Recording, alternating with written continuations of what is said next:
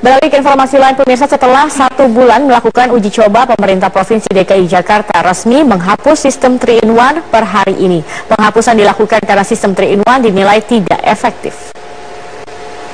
Pemberlakuan rekayasa lalu lintas untuk mengurangi kemacetan dengan sistem 3-in-1 yang sudah beroperasi selama 22 tahun dihapus oleh Pemprov DKI Jakarta per tanggal 15 Mei 2016. Penghapusan ini berdasarkan kajian selama masa uji coba 1 bulan terakhir yang ternyata dengan atau tanpa 3-in-1 tetap saja terjadi kemacetan di ibu kota. Penghapusan ini bertujuan untuk menyadarkan masyarakat beralih ke moda transportasi massal. Dinas Perhubungan DKI Jakarta mengaku akan melakukan pengalihan arus lalu lintas dan pemasangan MCB mini pada kendaraan. Setelah adanya sterilisasi, headway ini bisa kita jaga. Kalau headway kita jaga, insya Allah, mudah-mudahan masyarakat bisa lihat bahwa steril, headway terjaga, sehingga masyarakat mau meninggalkan kendaraan pribadinya, menggunakan kendaraan umum. Kita juga nanti akan berkoordinasi dengan jasa marga untuk melakukan perbaikan pembenahan jalan-jalan yang bergelombang. Sementara itu, Gubernur DKI Jakarta Basuki Cahayapurnama atau Ahok masih menunggu hasil kajian dari Dirlantas Polda Metro Jaya tentang memberlakukan sistem ganjil genap yang diusulkan Pemprov untuk menggantikan 3-in-1 ini, selain mempercepat proses penerapan sistem ERP atau jalan berbayar.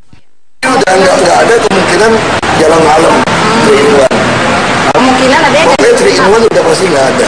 Tinggal apakah akan menunggu langsung ERP atau akan ganjil genap? Ganjil genap itu? Ganjil genap akan memakai jalur yang sama kalau sampai jadi. Jalur yang sama, jam mungkin agak nambah 1 jam aja. Oh, jam-jaman nggak itu? Tapi nggak tahu, ini butuh untuk diskusi grup dulu. Disiapkan nggak, Pak? Udah. Menurut pengamat kebijakan publik, kebijakan Electronic Road Pricing atau ERP dapat dilakukan jika angkutan umum dapat terkoneksi dengan baik dan pembenahan pengaturan sistem kepemilikan mobil. ERP itu akan sukses, akan berhasil ketika itu diterapkan di daerah yang angkutan umumnya terkoneksi. Misalnya kalau itu dulu, saya nggak tahu yang sekarang, itu di daerah segitiga emas. Nah, daerah situ BRT-nya harus sudah lancar. Ya, kalau tidak ada angkutan umumnya, jangan harap ERP akan lancar karena orang tidak punya pilihan. Satu, kedua, parkir di daerah ERP itu harus mahal. Lebih mahal dari sekarang 3 kali 4 kali boleh saja, sehingga orang tidak akan menggunakan mobil yang harus parkir di daerah itu. Tetap. Sebelum menghapus secara resmi sistem 3-in-1, Pemprov bekerjasama dengan Dishub dan Polda Metro Jaya terus mengkaji dan membuka sejumlah opsi untuk mengurai kemacetan yang selama bertahun-tahun menjadi persoalan klasik warga di kota besar seperti Jakarta. Tim Liputan Metro TV. Lalu bagaimana hasil dari rapat pleno pembahasan tata tertib pemilihan yang sempat berjalan alot hari ini? Kami akan langsung menanyakannya kepada rekan kami Rifai Pamone yang saat ini berada di arena Munaslup Golkar di Nusa Dua Bali. Rifai, apa hasil dari rapat pleno mengenai tata tertib pemilihan ketua umum dalam Munaslup Golkar? Sebelum menjelaskan hal tersebut, Zakia, setidaknya saat ini seluruh peserta dari Musyawarah Nasional Luar Biasa Partai Golkar 2016 di Nusa Dua Bali telah menyelesaikan 2 tahapan rapat pleno dan sudah dipimpin oleh steering committee lalu berpindah ke pimpinan Munas. Lalu di pleno yang pertama membahas tata tertib Munas, memang hanya beberapa pasal dari anggaran dasar anggaran rumah tangga kemudian disamakan dengan apa yang menjadi tata tertib Munas. Namun seperti yang sudah diprediksi, hal tersebut tidak begitu mudah kemudian dilalui karena banyak sekali perdebatan. Ada beberapa menit kemudian juga di dalam rapat pleno tersebut terjadi kericuan meski sudah bisa dinetralisir, bahkan dengan kehadiran Ketua Umum Abu Rizal Bakri yang menyatakan beberapa hal yang sangat menarik terkait dengan bagaimana seluruh kader dari Partai Golkar yang hadir dalam Musyawarah Nasional Luar Biasa ini untuk menerima seluruh hasil dari rapat pleno yang akan dibicarakan dalam Musyawarah Nasional. Dan memang mandat tertinggi berada di setiap pemegang hak suara, di mana ada DPD 1, DPD 2, Dewan Pimpinan Pusat, dan juga sejumlah pimpinan dari organisasi pendiri dan juga yang didirikan oleh Partai Golkar. Lengkap dengan satu suara yang baru dalam Munaslup ini, yaitu dari Dewan Pertimbangan Partai Golkar. Kami sampaikan dulu atau kami sajikan dulu kepada pemirsa dan juga Zakia apa yang disampaikan tepatnya oleh Ketua Umum Abu Rizal Bakri pada saat hadir dalam rapat pleno pertama. Berikut selengkapnya. Usulan dari steering committee kan. Tidak akan berubah lagi itu, Pak? Insya Allah. Bisa berubah kalau di sininya berubah. Yang kalau votingnya sudah diketok. Udah mesti sudahlah ikutin aja apa yang udah disahkan dan direncanakan, kan selesai. Sementara itu, laporan pertanggungjawaban oleh Ketua Umum Abu Rizal Bakri untuk 1 tahun saja sudah disampaikan, dan nanti rapat pleno akan dilanjutkan pada pukul 19 waktu Indonesia bagian tengah dengan mendengarkan tanggapan lalu pandangan umum. Demikian, Zakia. Rifai, kemudian apa ada dinamika lain yang muncul dalam pelaksanaan Munaslup Golkar? Karena kalau kita melihat dari 2 hari pelaksanaan, dinamikanya begitu dinamis. Ya, betul sekali. Tentunya terkait dengan keberadaan 8 bakal calon ketua umum, hal tersebut masih terus terjadi di sini dan menjadi isu yang paling besar. Tadi ada 7 bakal calon ketua umum yang kemudian berkumpul dan menyatakan bahwa keinginan mereka agar mekanisme voting atau pemungutan suara apabila nanti betul-betul disepakati oleh peserta Munaslup harus dijalankan secara tertutup.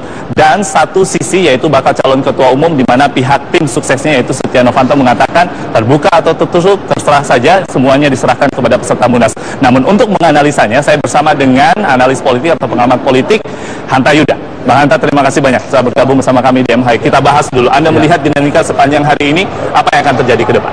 Ya, hari ini kita bisa lihat ya, perguliran peta kekuatan konstelasi politik para caketum di Golkar ini sangat menarik ya. Betul.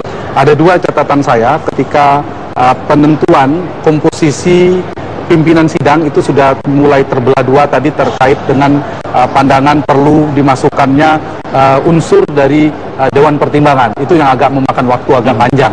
Nah, ada yang menarik lagi adalah metode pengambilan keputusan, terutama dalam penentuan calon ketua umum yang sempat tadi itu petanya menjadi 7 menyatakan harus tertutup. Nah, peta ini kemudian menjadi cair lagi, sudah cair lagi setelah diakomodirnya keputusan itu, kemudian rapat forum di pleno tadi di Munaslup itu memutuskan tertutup. Jadi satu hal hari ini yang sudah dicapai progresnya adalah tertutup untuk mekanisme pemilihan ketua umum. Itu yang menarik karena tertutup dan terbuka itu akan menentukan kemungkinan skenario yang akan terjadi dalam penentuan calon ketua umum. Untung ruginya, analisa Anda? Untung ruginya tentu kalau terbuka sangat mungkin kontrol.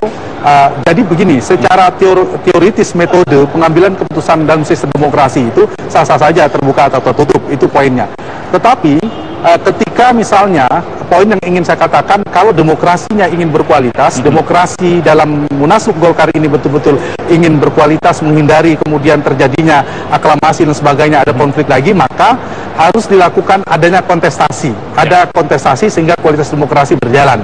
Nah, kalau dilakukan secara tertutup, maka skenario kemungkinan akan muncul satu kekuatan saja, itu akan sangat mungkin terjadi.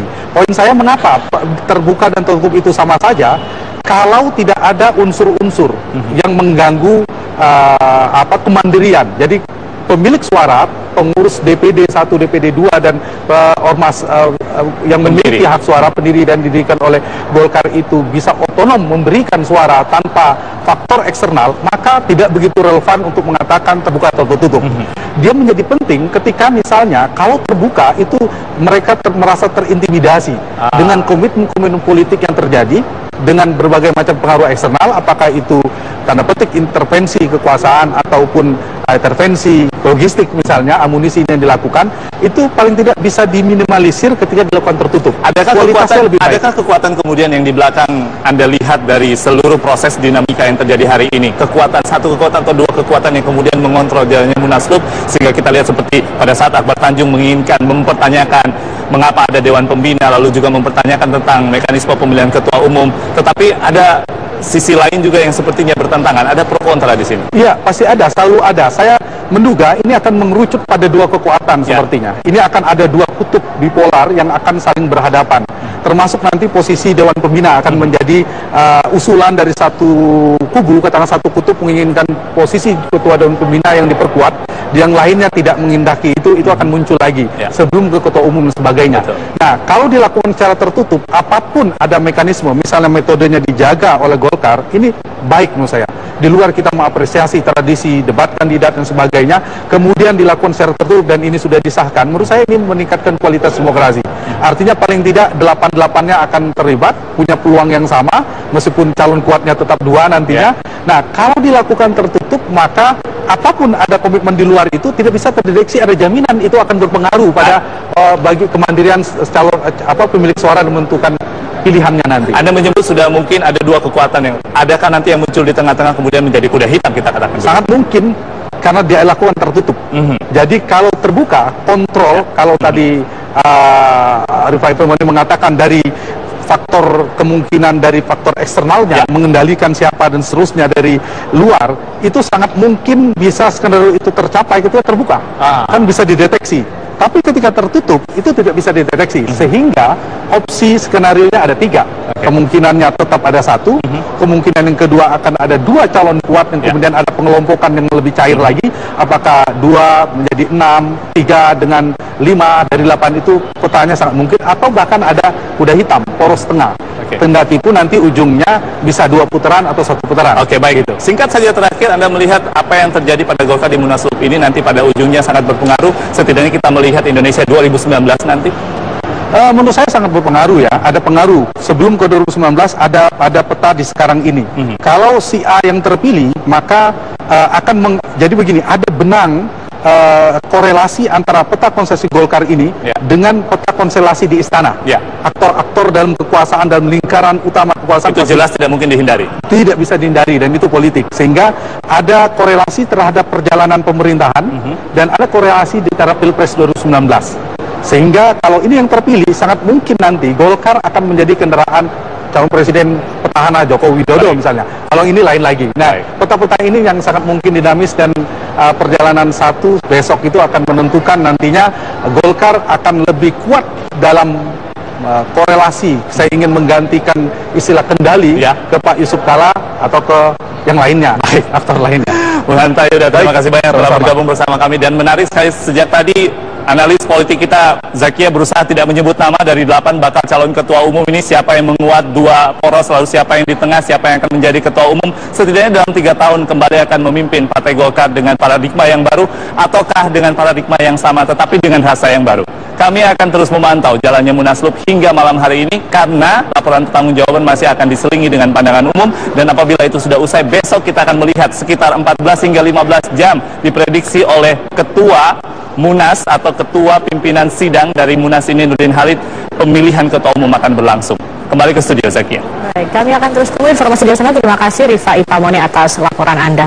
Dan pemirsa, krisis listrik masih terjadi di sejumlah kabupaten kota Provinsi Aceh hingga saat ini. Ya, masyarakat mengaku merugi akibat pemadaman bergilir yang terjadi. Bram Herlambang akan melaporkan informasi selengkapnya dari Banda Aceh, Aceh.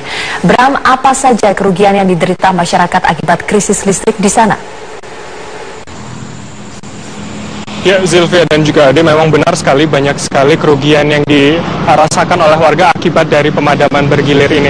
Seperti yang terjadi di Kota Banda Aceh ini, memang sejumlah warga mengaku bahwa merugi karena memang kebanyakan aktivitas dari warga dilakukan pada malam hari pada saat pemadaman gilir ini berlangsung. Seperti yang terjadi pada saat ujian nasional terjadi beberapa waktu lalu, memang banyak sekali siswa yang terganggu pada malam hari, tidak dapat belajar karena memang terjadi pemadaman listrik pada malam hari. Dan bahkan Dinas Pendidikan Provinsi Aceh juga mengaku bahwa pemadaman gilir ini juga mengganggu pelaksanaan ujian nasional berbasis komputer SMA maupun SMP yang dilakukan beberapa waktu lalu.